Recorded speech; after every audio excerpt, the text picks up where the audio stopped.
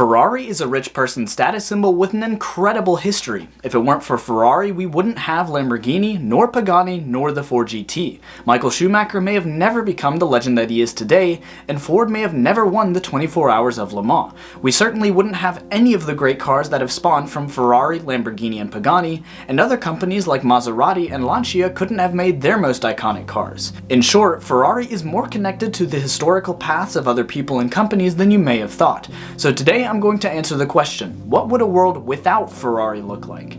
Hello people of the internet, I'm Nico, someone who is unhealthily obsessed with anything related to cars, and today I'm going to tell you how Lamborghini went from making tractors to making supercars, how that then influenced the creation of Pagani, and everything else that Ferrari is in some way responsible for. It all starts with one man, Mr. Ferrari himself. Enzo Ferrari started off as a race car driver racing for Alfa Romeo, and while he was there he founded Scuderia Ferrari, which today is the racing division of Ferrari, but when it started it was the racing division of Alfa Romeo. Now back then it wasn't a racing division in the traditional sense with a team and professional drivers, but instead it prepared cars for wealthy customers who would then use them in racing events. Eventually though, Enzo decided to leave Alfa Romeo to create his own company. He founded Automotive Costruzioni, not using his last name because he was not allowed to. Alfa Romeo forbade him from using his own last name in association with his cars or races for at least 4 years after his departure. And so it wasn't until 1957 when he changed the company name to Auto Costruzioni Ferrari. From then on he could focus on growing the company and racing the cars that he built. Which came with a little problem. I don't know how much you pay attention to the financial side of developing a car, but considering the yearly budget cap for Formula 1 teams is $135 million, you can imagine how expensive it is to develop race cars. And because Enzo was so enthusiastic about racing, he actually put Ferrari on the verge of bankruptcy. So when Ford offered to buy the company, Enzo agreed. But before Ferrari met up with Ford to discuss any kind of deal, he had a little spat with a fellow Italian, an Italian named Ferruccio Lamborghini. Mr. Lamborghini had a different story to Mr. Ferrari. He was not a race car driver and he did not work in the automotive industry. Mr. Lamborghini started off making tractors and eventually expanded to other ventures, including making air conditioning and heating systems. Those businesses did him pretty well, so well that he bought himself a multitude of sports cars, including a Ferrari. Mr. Lamborghini didn't have a good experience with his Ferrari though, and following some first-hand experience with Ferrari's reliability or lack thereof, he complained to the old man himself. After a short meeting where Ferruccio made some suggestions on how to improve the clutch, Ferrari told him, "Let me make cars, you stick to making tractors." If there's one thing you should know about engineers, it's that they are always right. I have half an engineering degree and I know I am always right. Most of the time. Occasionally. Anyway, Mr. Lamborghini, being an engineer, a rich engineer with a bit of an ego, made a very simple decision. He decided he would make his own cars to crush Ferrari. Lamborghini created the company's first fully functioning car in just 4 months, just in time for the 1963 Turin Motor Show. Now, the fully functioning part came with a little asterisk on account of a disagreement with workers about what engine should even power the car, which rather amusingly resulted in the 350 GTV arriving at the show with no engine in it, just bricks inside to weigh down the front end and make it look as if it had an engine. While we're at it, another fun fact, the Lamborghini bull was chosen as the company logo because Ferruccio is a Taurus, and apparently the bull is the Taurus's zodiac symbol. Now, I'm also a Taurus, but I always thought that our symbol was that mid-size sedan from Ford. Anywho, Lamborghini would go on to pioneer the modern supercar layout of having a mid-mounted engine with the Miura, go bankrupt after Ferruccio sold the company, and be traded around until it finally landed under the massive wings of the Volkswagen Group, where it lives today. Speaking of bankruptcy, Ferrari was in a similar boat when I jumped over to the origins of Lamborghini, so now we pick up the story with Ford on the verge of owning one of the most prolific car companies in history. Now, if you've watched the movie Ford vs. Ferrari, then you'll already have a pretty good idea of what happened, but there are a few things you probably didn't know. First off, a detail the movie got wrong. When Ford went to go buy Ferrari, yes, it's true the deal fell through. Ferrari was in fact not willing to give Ford control over the racing program of Ferrari, and that clause that handed control over to Ford is what made Enzo angry in the movie and in real life. What the movie got wrong was Fiat buying Ferrari right after the Ford deal fell through. Fiat did buy a 50% stake in Ferrari, and later on it went up to 90%, but that first buy-in didn't happen until 1969, 3 years after Ford's first victory at the 24 Hours of Le Mans. Meanwhile, in the movie, the purchase of Ferrari was right after the Ford deal fell through. It makes for better drama, sure, but it's still wrong. Regardless of the timing though, Henry Ford II was furious about the deal falling through, and so he gave the order to build him a car to beat Ferrari, that car being the GT40. Otherwise, the movie does a pretty good job of covering what happened, though it doesn't put much emphasis on the several years of failed attempts where none of the GT40s even finished the race. Ford eventually got that dream victory over Ferrari's also impressive P3 race car, and would continue that winning streak following their iconic victory of 1966. Until they dropped out for almost half a century. In 2005 though, Ford revived the GT name from its history to celebrate its 100th birthday, and then made a second generation version of that car, and finally returned to racing with the Ford GT. So, a little mid-video recap.